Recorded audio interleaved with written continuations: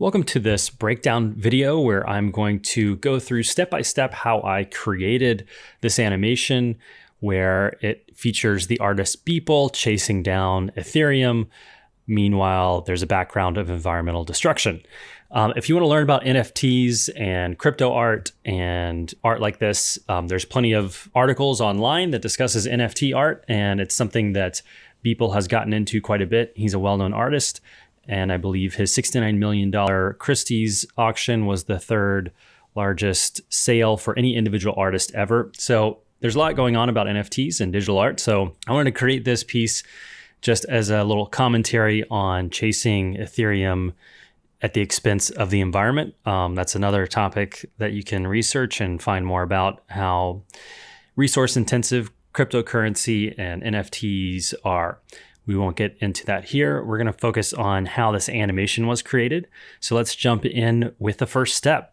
So I needed to obviously create the Beeple face somehow, and I didn't want to spend a ton of time. I think from start to finish, I spent maybe 12 to 20 hours total creating this animation. And so I wanted to try to work as efficiently as possible and kind of use Beeple's workflow as inspiration, where he basically kit bashes things together to create his artwork. So I wanted to do the same thing and create this inspired by not just his work, but also his workflow. So I kind of mirrored that in this process. So I wanted to start with a bit of a head start when creating his face. And so I follow artist Raf Grassetti, and he makes these busts of influential figures, one of them being Beeple. So I actually took that video. It's down here somewhere in his tweets. And this is a bust he sold as an NFT over here for $85,000. So anyways, I took this video and brought it into Meshroom by way of creating an image sequence from the video. So based on that image sequence of the video, I was able to get kind of a head start, and this looks terrible, but it's better than nothing and starting from scratch. You can see there's a lot of problems and holes, and there wasn't a ton of camera angles here. So if I turn on kind of the point cloud, we can also see, each image is a sequence here. I discussed this type of a workflow in my 3D printing class where we use Meshroom, which is a free software. And so if you want to learn more about Meshroom, I encourage you to take that course. It's fairly short, and you can learn some Blender and some Meshroom to create a 3D printable piece of art. So once I had this mesh, I brought it into Maya. And you can see a little bit better all the problems with this mesh. There's holes in it. There's big chunks of it that are coming off of his face. Features aren't very well defined here. And so there was still quite a bit of work I had to do to get this working. Now, the other thing in this scene was I needed some animation to start with. And so I went over to Mixamo. And Mixamo I also discuss more in my Create Sci-Fi 3D Looping Animation course. So I encourage you to take that as well, because I go through step by step this whole process of getting animation, adjusting it, working in Maya as well. So this is the character I chose, the zombie walk animation on the character Parasite. And so now I brought that into Maya as well. So with both of these in Maya, I was able to start working on both of them. Basically, I had to put this face on that face. And so that's what I did. And in the next scene, you can see some of the work I had to do to get rid of the background on Beeple's model. So in this level of progression, you can see I've removed all the background just simply by deleting faces. And then I haven't adjusted any features yet. We'll get to that later on. Now, the next phase was actually placing that face on the model and getting rid of the model's face. So I just kind of smushed it in there so that we could put this Beeple bust on his face. So you can see this is the stage I kind of accentuated the features. I basically scaled everything in Z in depth. So it would kind of accentuate the depth of the face, which is what was not really coming through the Meshroom photogrammetry pass that created the bust in the first place. You can also see I started to clean up some things, like there was a big divot in his forehead earlier. I cleaned that up, and all the holes are still there, some of them, and I addressed those a little bit later. But I didn't want to do a ton of work on the mesh before I really knew how much of it we needed or didn't need. So that's why I wanted to get it on the head and start working with it there before I took the bust further. So the next stage was actually getting the animation working, getting a ground plane in. This is a tileable texture from Megascans. And so now we can see that we have the bust working, we have the head on. And at this stage, I also worked up a cool little shader where basically I created UVs for this Beeple head in a way that I could use a radial ramp to gradually fade off the face, because I needed a way to make this blend into the face without a ton of work. And so I basically used transparency to do that. You can see that in this Hypershade setup where I essentially used a radial ramp, and that's going into transparency. And I can control with this ramp how much or how little of this face is being shown or blended with the mesh behind it. So that's one kind of cool hack way to quickly blend something together, because if it's moving and depending on how close it is to camera, you probably won't really see this transition all that well. And I think it turned out well, because with the camera motion and how far away the camera is, it's not that noticeable that this was really hacked together like that. Just to show the UVs I was referring to real quickly, I'll open up the UV editor. And you can kind of see it's very rough. And I basically just projected just a spherical projection and then scaled down all the face UVs that I didn't want to be affected for sure. And so that the transition will only happen where I want it. So it was just very quickly throwing on a spherical UV projection and then scaling down, just selecting all the UVs of the face that I know I didn't want to be transparent. And then putting those in the center so that the radial ramp, the center of that radial ramp won't affect the center of the face with any of that transition stuff. The next stage of development was working on some of the environment a little bit more. I basically used the displacement map for the ground as a texture deformer, as a way to kind of pre-displacement, getting a little bit of variation in the ground. And then I also brought in another character, which was going to be kind of like a soldier walking nearby. And I also brought some of these textures into Photoshop and just tweaked them to add the Ethereum logo. I think if I had to redo this project, I wouldn't have done this at this stage. I would have gotten pretty much the project done and then figured out what can we see, because I don't really think you can see these textures in the final render anyways. So that was a bit of wasted time as far as efficiency goes, and kind of testing this workflow of working as quickly as I can. That was a time waster there that I learned from and I should have known better, but I kind of was having fun with this and just wanted to do that anyways, to add little special touches, even if only I knew about them. The next stage of development was adding this bulldozer and then doing a little more work on the ground plane, so it wasn't just a flat ground plane, so that we have a bit of a variation in the horizon. And then we have this bulldozer, which I also added more Ethereum logos on the side right here and on the front, which you also cannot see in the final render, I think. But this was rigged with an auto rig where I just kind of constrained it to the auto rig. So kind of for free, I get the quick math that needs to happen for the wheels to move at the correct, rotate at the correct speed for how the bulldozer is moving through the scene. So for that, I used a nice little $10 rig from Simon Mills you can pick up here. And the next thing at this stage, I was also starting to bring in the Megascans assets that I was going to use to populate the scene. You can see that we have some rocks, and I knew I wanted to have some kind of burnt related foliage there. So those are starting to get brought in.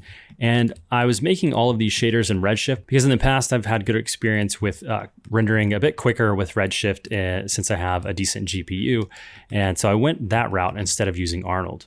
And at the next stage, I was still trying to figure out what I wanted to do, because honestly, at this stage, I still wasn't sure. You can see the Ethereum logo here. I just modeled quickly. I didn't know if that would be like driving the bulldozer. I didn't really know what the camera move was going to be yet. I wanted to get all the assets in here, and then I was going to figure out as I went along, because I knew I had the general concept down that this was the theme, but I didn't know what the camera move or how I was going to make this loopable kind of a thing. So at this stage, I still had those questions and I wasn't sure. I'm basically just kind of playing in a big sandbox here and trying to figure it out as I go. Now you can start to see that I've started to place some of these environmental objects. You can see that the burnt grass is now applied to this ground plane. And I did that through using the Mesh toolkit here. Is a really nice way to add foliage or instances of an object over a large surface. I covered this in the Maya for Beginners course where I add grass to a whole scene. So that's covered in that course as well. But you can kind of see the number of nodes used to create that there. Now the next stage of development, I kind of had the concept worked out by the time I got enough assets in the scene to start to play with it and figure out what I wanted to have happen, which was the Ethereum is what he's chasing. So I kind of nailed down the concept at this stage of the development. And I was also adding more environmental things. You can see this kind of background of all these trees. This is actually the same tree, and just using the Mesh network, I was able to apply it to this plane over here that we don't actually ever really see the plane, but I wanted to make sure it was a dark color just for the global illumination to act properly, so that it's not casting some weird bright, light through secondary rays or something if this was like a white plane. So I wanted to make sure it was similar to the texture I had over here, so that would line up. And essentially using Mesh, I was able to randomly adjust the scale and rotation so that it's pretty difficult to tell that this is all just one tree repeated over and over.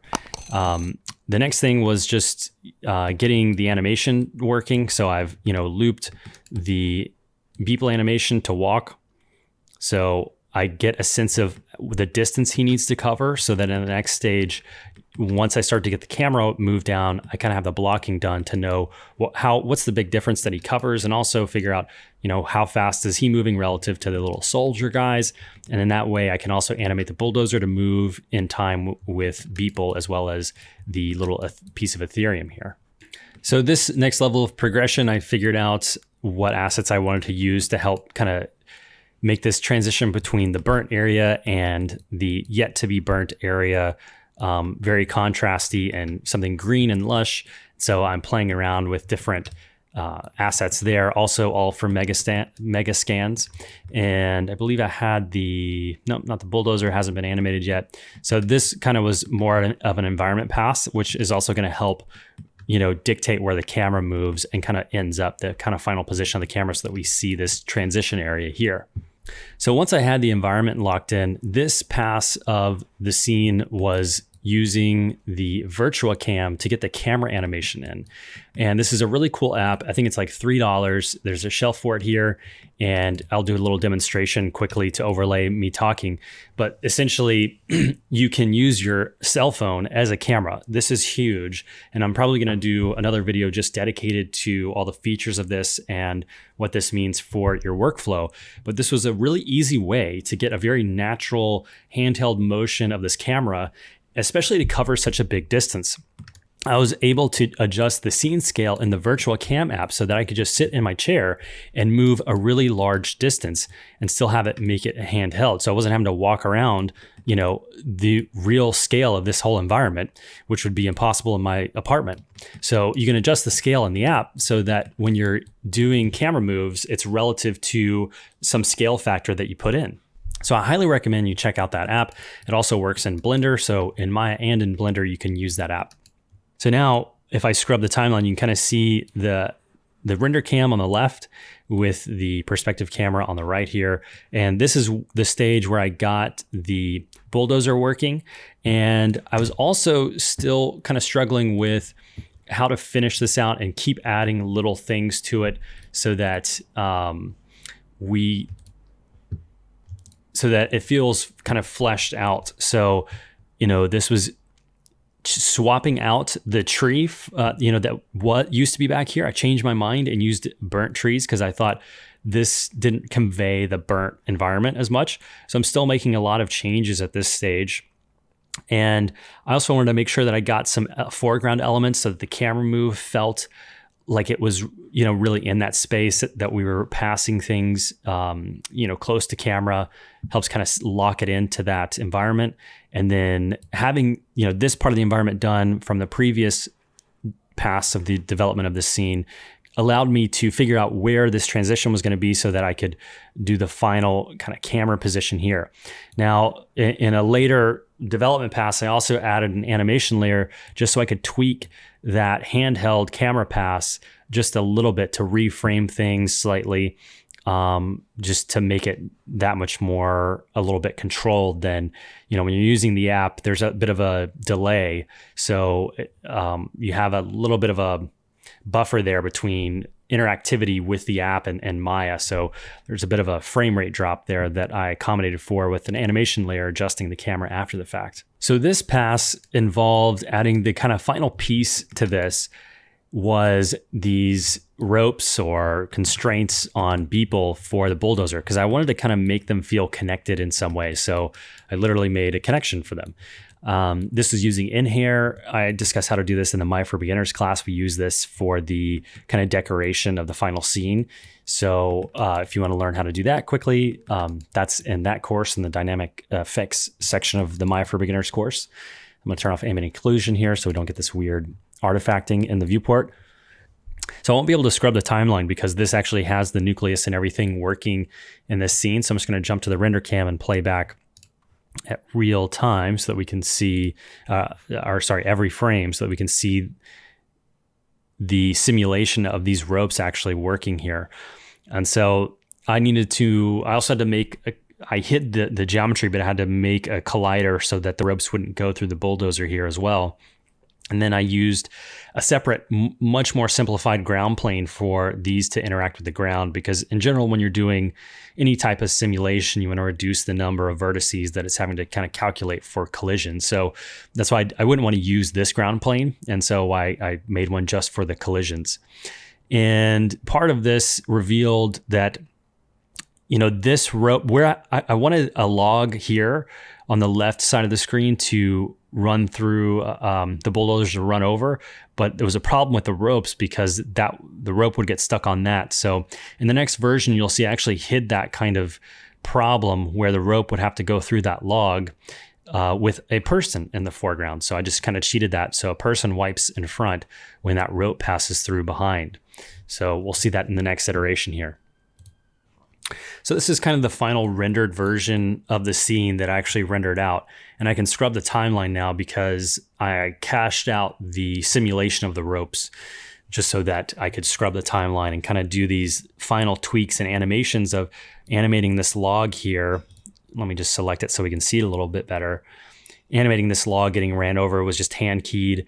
And that problem I talked about where the rope was going to pass through this, and I didn't want to have to simulate it and collide it and then I have a problem where the rope would be going under the bulldozer, and I didn't want that to happen. I just placed this guy here so that he'll wipe in front of the log so we don't see that. So the rope is going to go through the log right here while he's in front of it. And now it's on the other side. And so that allows for this log to get ran over. And I just hand keyed the geometry of that simply to get that to be ran over. And I don't think I mentioned this earlier, but these ferns are also mesh. These are, instances in mesh. This is mesh. I used mesh a lot to get the environment kind of laid out. And then these kind of individual pieces are laid bespokely to, the camera view. Once I got the camera in there, I was able to move the kind of environment pieces and lay this out. Like I wanted an element in the foreground to make this kind of feel like it's finishing. So for these to start to pass by something.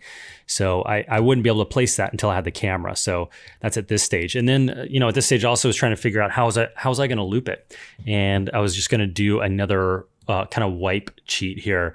So, and I knew in compositing what I was going to do was use this guy as his silhouette as a way to wipe to loop back to the beginning again.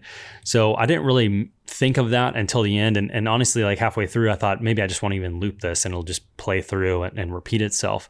But I kept wanting to try to find a loop since I wanted to share this on social media. And it's much, more easy to watch something loopable on social media than it is to like, miss something that's 5 seconds long and then you missed it and it repeats and you don't know where are you watching it from, the beginning or the end. That's why I wanted to try to, make this loopable. And I used that kind of wipe cheat here of this guy or girl walking in front of camera to help wipe that motion. So the main lights in this scene are a sky dome. And I also use that HDRI from HDRI Haven as an environment pass. And I had to adjust it a little bit because I think it was like the Reichstag or something. It's the German parliament kind of house.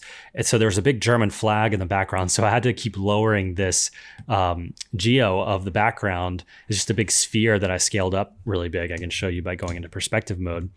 It's just a big sphere I scaled up. And there was a German flag somewhere in this image, over here. So I had to keep lowering the horizon of this thing so that you wouldn't be able to see it in the background. in the render. So there was little stuff like that once it got to this stage of lighting. And then I wanted this to be a light source as well. So in Redshift, you can also have mesh lights. So this is actually emitting a light. I can jump to the outliner here and you can see there, it's a physical light here. And yeah, so it's emitting, oh, that's the material. Where's the light? Here's the light attributes. So yeah, just playing with that stuff. And then the main thing for compositing for me is using Cryptomatte. So I wanted to make sure I had that. So in the render settings in the AOV pass, I just made sure that I had a Cryptomatte pass. And then I also wanted a Z-depth pass because I wanted to fake fog. And a really easy way to fake fog and kind of this atmospheric look is by doing a color grade with a Z-depth pass. So let's jump over to After Effects now that we've rendered this out. Hypothetically, now that this is done, we're done with Maya. Let's jump into compositing. So here we are inside of After Effects. You can get a sense of how many layers I had here and how I went about making the composite. I sent the scene to After Effects from Maya with this After Effects live link. It was a bit finicky, like you can't close anything or reopen something. It'll lose the link between the two are a bit finicky. But using this, I was able to actually export the render camera with a few locators here to know where in 3D space to put little effects like the fire here in the scene in compositing.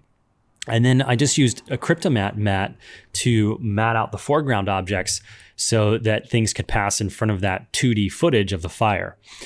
So you can see here, let's find the fire is here. So we have the Cryptomatte. If I just solo that out, you can see from Cryptomatte, it outputs like a really nice matte. I can just reset that real quick and you can see what this looks like. So with this selected, you can select different pieces of this to create a matte from. So you just go through and select the things that you want in the foreground and use that as a matte. I switch it to matte only. And then I use that as a Luma matte essentially here in After Effects to, get rid of the foreground elements from the composition in this case. I messed up. Let me just undo this so it looks right in the render still. So that's how I got that. I also, one thing I didn't talk about was using the depth of field because I didn't want to do a ton of compositing. So I just actually rendered depth of field in the render using a lens shader for Redshift. It's actually in the render settings here in Redshift. You can add a environment, the lens bokeh effect here.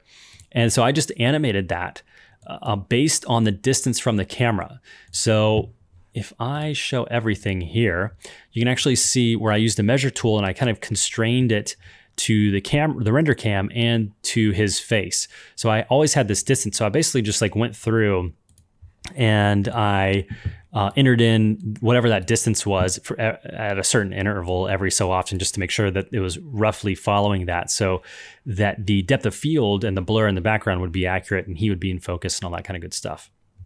So that's how I got depth of field. I wasn't doing it in compositing. Now, the most compositing thing I did was on the Ethereum, the piece of Ethereum, because it wasn't really popping to me as a beacon of environmental destruction that I wanted it to be. So let me try to find it here. I used Video Copilot's lens flare to add to that. And then I just used Cryptomatte and a solid and basically choked the solid down into a blur here. Let me just solo this so we can see it. So I'll turn off these. So I had it on an add blend layer and I turned the opacity of that layer down as well. Let me just crank it up so we can see it a little bit better. And so what I did was essentially blur that out in the matte as well as in the solid, which is probably more than I needed to do because I could get that in the matte. But I was working quickly and it was late at night. So some of these things probably weren't as efficient as they could be, but that was the most compositing thing I really did in this scene. Let me just drag in or solo the main plate here so you can kind of see the before and after of compositing. So this is what was exported out of Maya. So you can see we have the nice depth of field. And just to make clear too, the Cryptomatte actually picks up on the depth of field. So this amount of blur was in the matte, the Cryptomatte pass as well. And Cryptomatte exports a separate image sequence. So it's its own image sequence you need to bring in by itself. Let's look at the main plate here. We have, you can see why I did a little compositing on this piece of Ethereum, because it wasn't really just popping in the way that I wanted it to. So this is the after. I really wanted it to kind of be the central focus once we kind of zoomed out far enough. And the general idea behind the focus of this sequence was a series of kind of reveals. I wanted the main thing to start with Beeple himself, so we kind of recognize him. Hopefully, if you're familiar with him, you'd recognize him because this is his avatar picture from Twitter and Instagram, I think both. And the one other thing I failed to mention too earlier was the kind of tweak in the animation of the mocap. I knew I wanted to be able to see his face for longer, so I actually had to tweak the animation to keep this arm down lower. If we jump back to Mixamo really quick, you can see the original animation has the arm held up for really long. So if we're down in a camera angle like this, we're not going to really be able to see his face. So I cover how to adjust animation that you get from Mixamo in the Create a Sci-Fi 3D Loop course. You can check out how to do that kind of a thing in a simple way and a more advanced way. So check out that course if you want to learn how to do that. So that's how I was able to get this kind of better position relative to the camera so we can see his face for longer.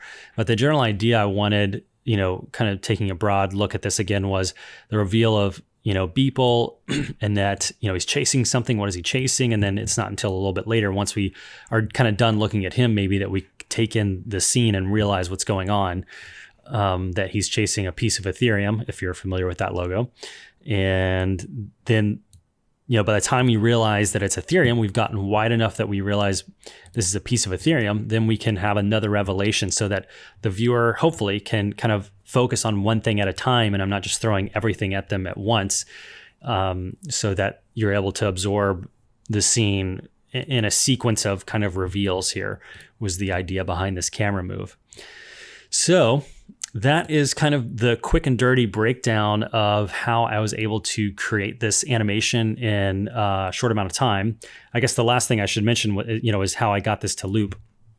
I mentioned the wipe here. So I actually pre-composed this so it was easier to loop, and then just used this guy here. Oh, he's here. So this is the Cryptomatte pass here of his silhouette.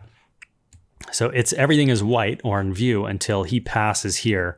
And this is the Luma matte for the main pass here, which is going to reveal behind it this kind of second copy. So you can see here where, we don't start at frame 1 here, because we'd have to have his silhouette here for this to be starting on frame 1. So I kind of worked a little bit backwards in the sense that I put the start frame at the end for the loop. So this is the loop of Beeple here. You can kind of see where I put this mark where I was like, okay, this is the loop point. So I had to figure out what point that was of the animation to be able to kind of cut it from the beginning and bring it back to the end so that it will seamlessly loop from one end to the other. So that's how I did that in After Effects as well. But thanks for watching this kind of breakdown. Hopefully you found it informative. If you want to learn more specifics about this and go more in depth, check out my courses at digitalcreatorschool.com. If you get a monthly membership, you get access to every course on the site. You can cancel anytime.